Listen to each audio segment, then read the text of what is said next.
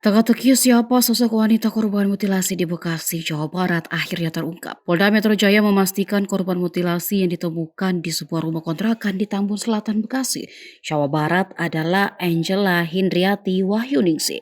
Angela Hindriati yang merupakan seorang wanita berusia 54 tahun sempat dilaporkan hilang oleh keluarganya sejak Mei 2019.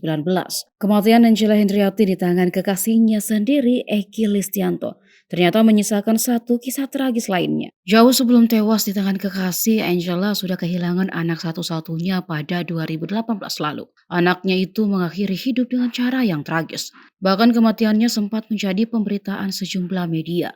Gadis remaja itu ditemukan tewas mengenaskan di taman kompleks apartemen pada 20 Mei 2018 malam. Namun siapa yang menyangka kisah tragis anaknya juga dialami Angela. Almarhumah tewas dimutilasi Eki yang kemudian jasadnya disimpan di dalam box selama setahun. Kasubdit Resmob Ditreskrimum Polda Metro Jaya, Kompol Reza Fiardi Marasabesi, menyebut motif pembunuhan itu karena sakit hati. Eki dan Angela sendiri diketahui mempunyai hubungan yang spesial. Saat itu Angela meminta Eki untuk menikahinya, namun Eki sendiri sudah memiliki seorang istri.